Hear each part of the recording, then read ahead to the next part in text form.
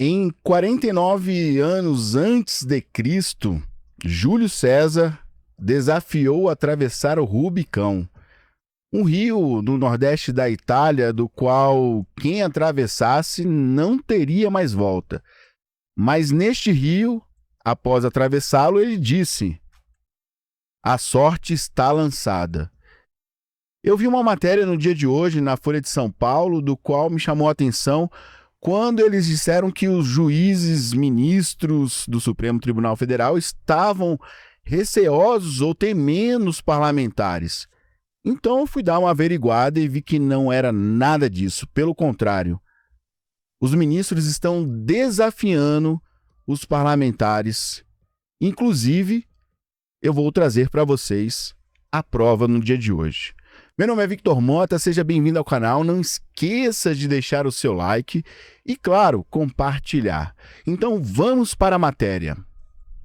Ministros do STF temem que imbróglio do IOF impulsione projetos contra o judiciário. Essa é a matéria da Folha de São Paulo. E diz o seguinte: governistas esperam que decisão do tribunal saia antes do relatório das despesas. Moraes chama a mesa de negociação. Então vamos lá entender o que a matéria fala. Eu achei um tanto quanto pretensiosa e eu vou mostrar o porquê. A derrubada de um decreto presidencial pelo Congresso Nacional alertou ministros do STF, Supremo Tribunal Federal, para o risco de o judiciário se tornar o próximo alvo do legislativo. Uma ala do Supremo enxerga na revogação pelo Congresso, num decreto do governo Lula, que aumentava alíquotas do IOF, Imposto sobre Operações Financeiras, um prenúncio de novas investidas do Legislativo sobre os demais poderes. A possibilidade do STF se tornar alvo é avaliada como real por ministros. Nesta sexta-feira, dia 4, o ministro Alexandre de Moraes determinou a suspensão de decretos do IOF. A medida suspende tanto as normas editadas pelo presidente Lula, quanto os decretos legislativos aprovados na Câmara e no Senado. Moraes também designou a realização de uma audiência de conciliação, que está marcada para o dia 15, né? Inclusive eu trouxe essa matéria no dia de ontem. Atualmente tramitam no Congresso propostas que permitiriam derrubar decisões dos tribunais, incluindo o próprio STF e o TSE. Além do CNJ, um projeto de decreto legislativo apresentado em 2024, por exemplo, prevê conferir ao Congresso Nacional a prerrogativa de sustar parcial ou totalmente atos exagerados por poderes e órgãos independentes do poder público. A proposta acabou arquivada, mas os magistrados identificam a sua origem um ânimo para invasão de suas atribuições. O ministro do STF diz que os parlamentares ainda, abre aspas, não atravessaram o Rubicão. A metáfora que se consagrou como referência a uma decisão sem volta alude à guerra e teve início quando Júlio César atravessou o rio deste nome. Bom, o que nós temos aqui a avaliar sobre esta declaração?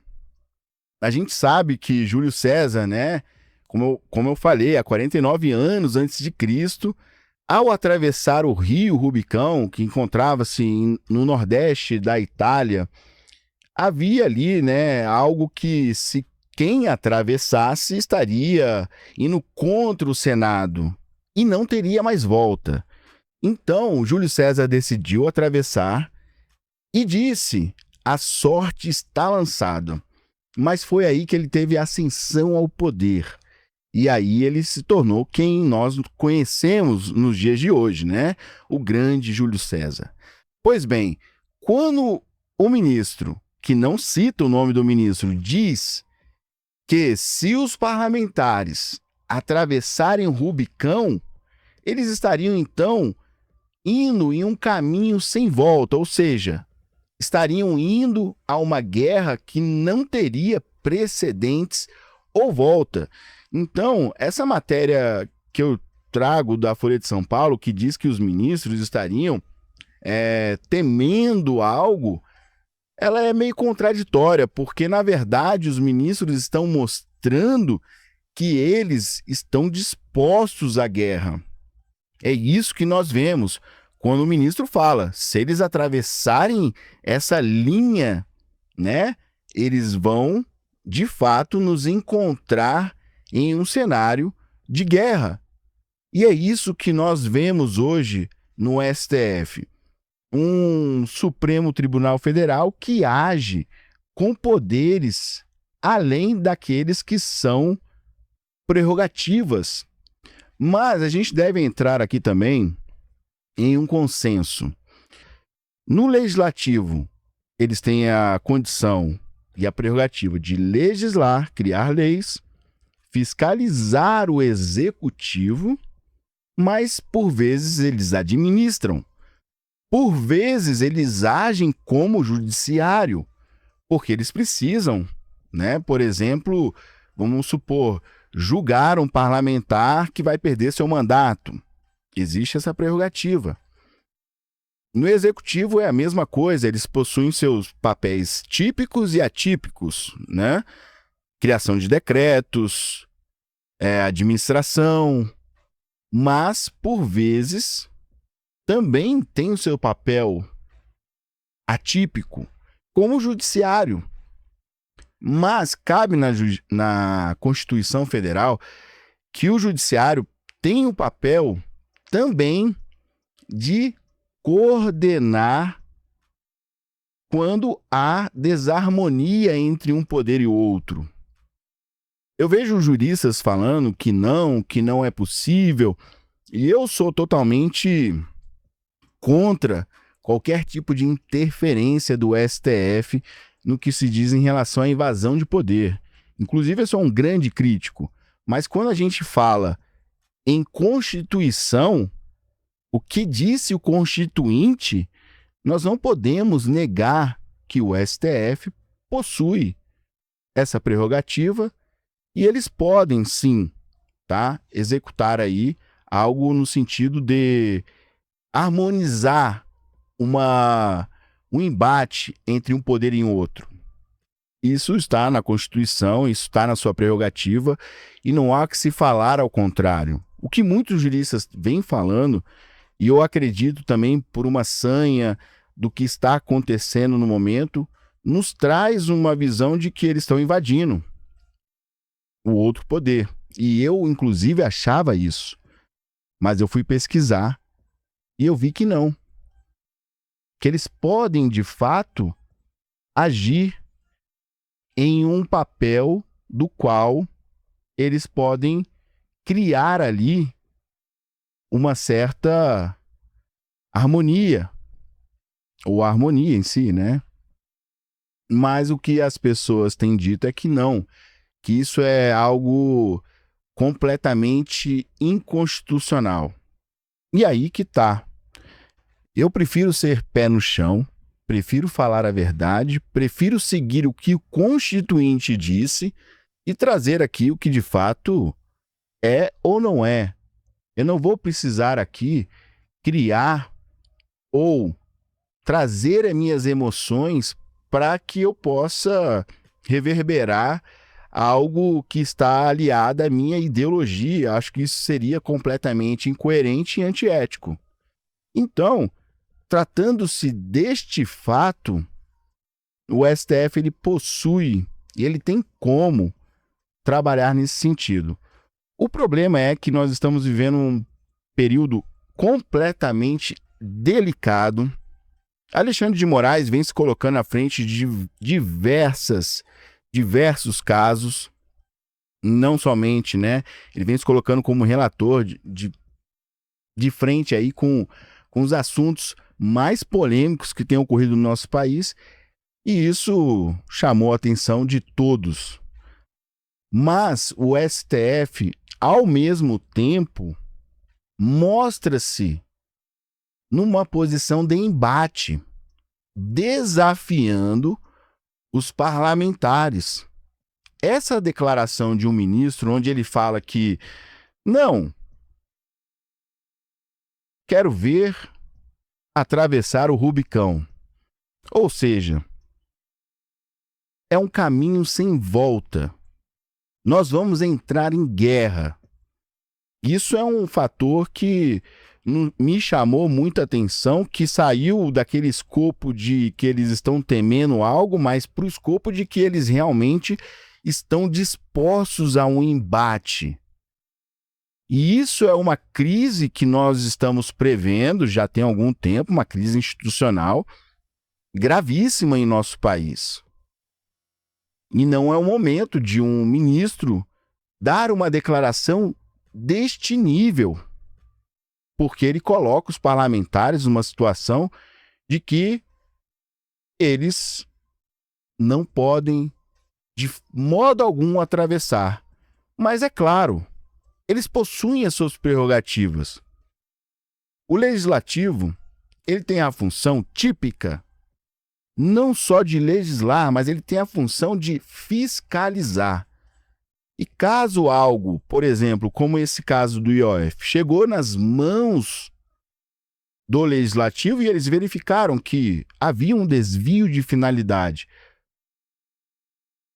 um tributo que era para ser regulatório, na visão do governo, estava se tornando arrecadatório, a fim de cobrir rombos pelo Estado e pela incompetência que o governo conseguiu atingir.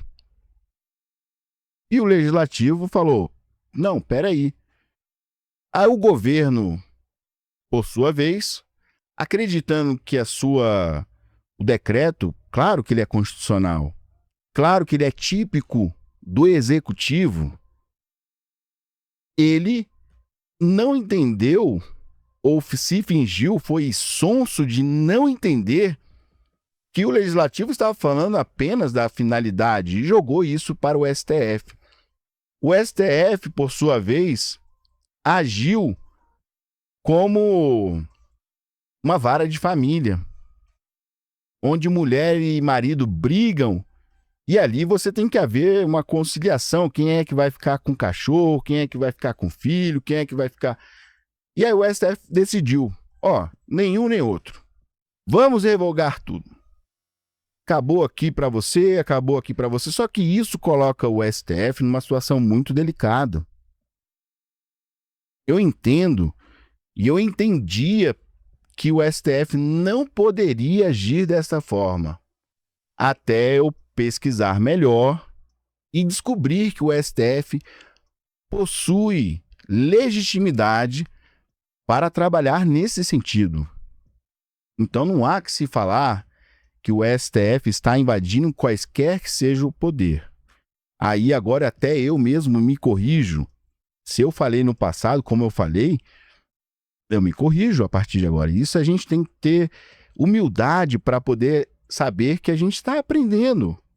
E é o dia a dia, e são as coisas que vão acontecendo e a gente vai estudando para poder tentar absorver conhecimento para que a gente não erre. E aí eu percebi que nesse sentido o STF não está agindo fora do que o Constituinte lhe permitiu. Ele está agindo corretamente. O problema não é o STF estar agindo dentro das suas competências. O problema é o STF está ameaçando o legislativo desta forma, agindo como se fosse algo, como se ele fosse tão grandioso quanto o outro poder, falando, olha, se vocês atravessarem aqui, não terá volta. E esse discurso e essa frase, para mim, foi muito grave. Porque quem atravessasse o rio, pequeno rio, no nordeste da Itália, chamado Rubicão, não teria mais vez, não voltaria, não teria perdão. Então o STF deu esse recado ao legislativo. Muitos não vão entender, muitos vão achar que essa metáfora dita pelo ministro foi algo como: olha, é só um aviso. Não, isso não foi só um aviso. Isso foi colocado como algo pontual. Não terá volta. Então, isso foi uma ameaça. E é disso que nós temos que observar. O nosso país ele encontra-se em um momento delicadíssimo, principalmente sobre as atribuições e sobre os excessos que o judiciário vem cometendo, o que nos traz claramente uma insegurança jurídica imensa. Investidores externos, investidores de todos os lugares que nós sabemos que poderiam estar aqui hoje investindo no país, não estão por medo, por insegurança. Pois, o que adianta você ir para um país investir onde o próprio judiciário não segue o devido processo legal? E isso ficou muito claro para a gente em todos esses momentos, em toda essa linha que nós vemos, nós estamos percorrendo desde 2022 até agora. Para falar a verdade, desde 2018. Enquanto Lula depende do STF para governar, como disse ele, Bolsonaro, com o STF, não conseguia governar. Não conseguia ali indicar um cargo da Polícia Federal, diretor da Polícia Federal, não conseguia as questões, por exemplo, das picadinhas, daquela questão de fica em casa, depois a gente vê depois. Tudo isso foi colocado nas costas do Bolsonaro. Então, o que nós estamos vivenciando no país, de fato, é uma tremenda de uma colocação de um poder achando que está acima do outro. Isso está muito claro desde o início e desde 2018 até os dias de hoje. Principalmente agora, que nós estamos vendo que Bolsonaro vai ter aí seu julgamento, provavelmente em setembro. O STF, parte das férias do STF foram revogadas. Eles vão trabalhar. Mas para que eles vão trabalhar? Para poder adiantar o processo. Então são 15 dias para receber as defesas, mais 15 dias para analisar, para depois, em 1 hora, eles poderem chegar lá e falar assim: acabou, tá aqui, olha. A maioria decidiu por condená-lo. E eu venho falando isso e as pessoas vêm falando para mim: mas você quer que o Bolsonaro seja condenado? Não, pelo contrário. Bolsonaro, para mim, é um exemplo de homem, é um exemplo de político, é um exemplo de pessoa, de ser humano. Mas o que me coloca com o pé no chão é entender, fazer a leitura do que está ocorrendo. E eles estão correndo contra o prazo, porque eles não querem esperar 2026. Então, tudo será feito agora em 2025. Então, isso é muito claro. O próprio Eduardo Bolsonaro falou. Eu soltei uma matéria muito antes não, acho que 1 semana antes das manifestações de São Paulo, a última manifestação, e aí depois eu vi na Revista Oeste, Eduardo Bolsonaro colocando: talvez seja a última manifestação que meu pai participou. Por quê? Porque eles estão correndo com prazo. E agora começam, juristas e advogados começam a falar a mesma coisa. Eu não preciso ser advogado para fazer uma leitura. Eu estudo direito constitucional, estudo direito eleitoral, sou pós-graduando, mas eu sou uma pessoa que eu analiso o cenário que eu vivo e faço uma leitura diante disso. E dentro dessa leitura eu vou tirando as minhas conclusões. Eu vou opinando. Posso não estar certo? Sim. É tudo muito incerto. A vida política, ela é incerta. Hoje você tem um cenário, amanhã você tem completamente outro.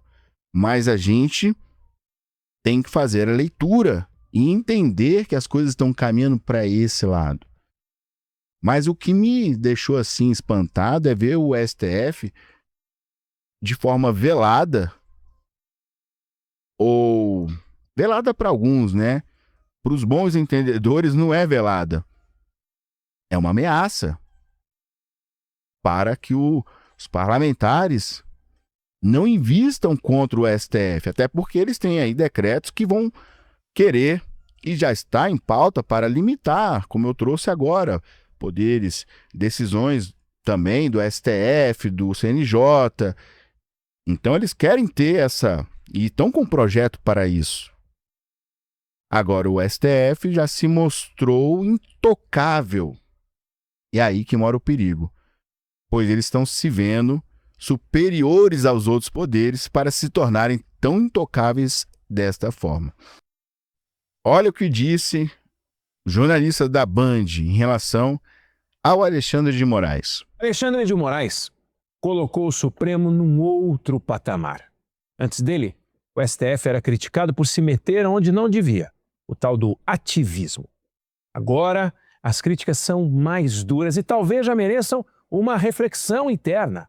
É razoável Moraes tocar processos que não terminam, disparar ordens de prisão, bloquear perfis nas redes sociais e distribuir condenações com penas altíssimas. E agora, essa recusa do pedido de extradição feito pela Espanha de um traficante, porque a Espanha não mandou para cá um blogueiro, que é um dos quase 900 réus do 8 de janeiro. Será que a gente não corre o risco de criar dois Brasis? Um onde Moraes faz o que quer e outro onde as pessoas fazem o que Moraes deixa. Alexandre de Moraes. Exatamente, é aquela coisa, né? O Moraes faz o que quer e o outro Brasil faz o que ele deixa. Então, assim, não tem saída. Ele está realmente, né, tomando aí decisões das quais estão extrapolando o seu poder. E ele ainda teve a audácia de falar aqui, ó, eu vou trazer para vocês também a fala dele no fórum, 13º Fórum, que aconteceu agora em Lisboa, Gilmar Palosa, tão famoso Gilmar Palosa, e olha o que ele fala aqui, ó. Vou trazer para os senhores. É possível nas redes sociais. As redes sociais realizaram uma lavagem cerebral nas pessoas para querer dizer que o que elas fazem é liberdade de expressão. Nós jamais podemos confundir liberdade de expressão com liberdade de agressão, com liberdade para insultos, para liberdade para o discurso de ódio, para o racismo, para a misoginia. Como todos os outros segmentos da sociedade, também as redes sociais elas devem ser regulamentadas. Veja, um parênteses. Rede social... Lembrando aqui que as redes sociais são regulamentadas desde 2014 pelo Marco Civil da Internet, e Alexandre de Moraes, ele sempre usa o mesmo discurso, né? Ele fala de misoginia, ele fala de racismo, ele fala de discurso de ódio, mas são as mesmas, né? A mesma fala, as mesmas frases que nós já estamos cansados de ouvir ele falando, do qual já existe dispositivos, tanto na nossa, né, no nosso dispositivo penal, Código de Processo Penal, Código Penal, como existem aí leis que asseguram, né, o cidadão sobre seus direitos. E não falta dispositivo. O problema é que eles decidiram agora fazer com que não mais sobrecarregasse, né, os tribunais, e terceirizaram esse dever para pessoas que têm ou pouco ou nenhuma técnica para poder analisar quando ou por que será excluído um perfil ou uma postagem. E aquelas que são mais cabeludas já eram. Já havia. Inclusive, quando você digita em uma rede social hoje, você pode testar um palavrão, qualquer coisa no sentido. A rede social ela já te dá uma notificação. Já existe um mecanismo. O problema é que esse mecanismo ele não vai começar a entender determinadas situações em que vai colocar um tanto quanto sensível qualquer fala, ou qualquer argumento, ou qualquer humor que você venha, ou sátira, né, algo nesse sentido que você venha fazer, e vai excluir tudo. Agora você vê que realmente o Alexandre de Moraes e o STF estão extrapolando os seus deveres, estão querendo agir em nome da democracia, mas em nome dela estão cerceando a liberdade. E como dizia os velhos, os antigos, a democracia é democracia mesmo quando você argumenta sobre a democracia. Então essa é a verdadeira democracia. Agora ele coloca, o STF nos coloca numa situação de total e completa observação do qual essas ferramentas, dessas redes sociais, dessas big techs, serão incapazes de, talvez, compreender. E aí haja um grande número, um excesso de exclusões sem precedentes na nossa história. Então isso, de fato, vem aí realmente causar um cerceamento que eu vejo que é algo completamente danoso à nossa sociedade. Mas vamos seguindo aqui. Decisão de Moraes sobre IOF atropela o legislativo, avaliam oposicionistas. Vejam só que os nossos parlamentares e críticos dizem a respeito disso. A decisão do ministro Alexandre de Moraes, do Supremo Tribunal Federal, de suspender sexta-feira, dia 4, os decretos do governo Lula e do Congresso Nacional sobre o IOF, gerou fortes críticas de juristas e parlamentares, oposição, que apontam um avanço indevido do judiciário sobre competências do legislativo. No último mês, o presidente Luiz Inácio Lula da Silva, através de um decreto, havia subido as alíquotas, do IOF. Entretanto, no último dia 25 de junho, o Congresso, com 383 votos a favor e 98 contra, reverteu a decisão do governo federal que judicializou o caso no Supremo.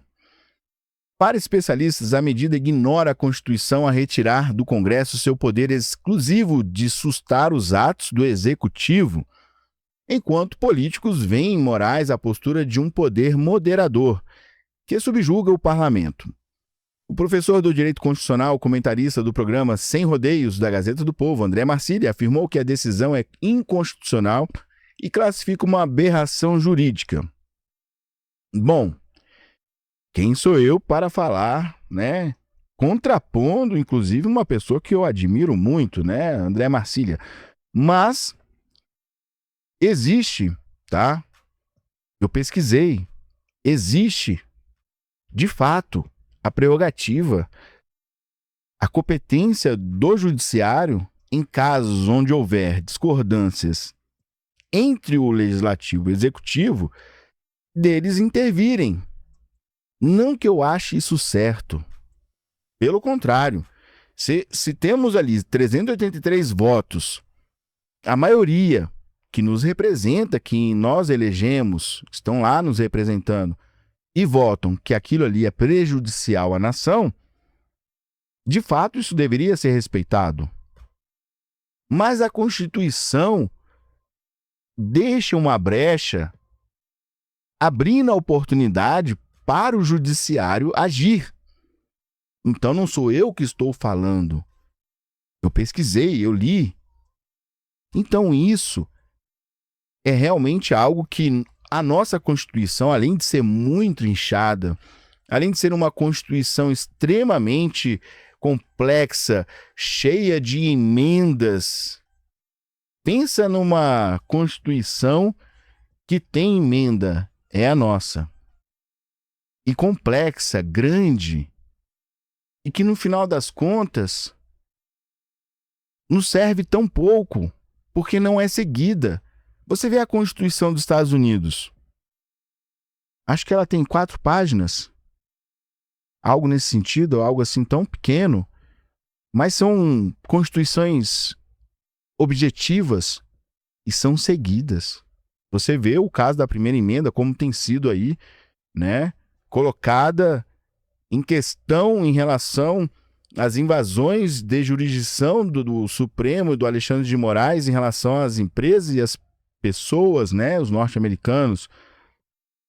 A primeira emenda que trata-se da liberdade de expressão. Então você vê que é muito pouco, mas objetivo e necessário. Aqui é muito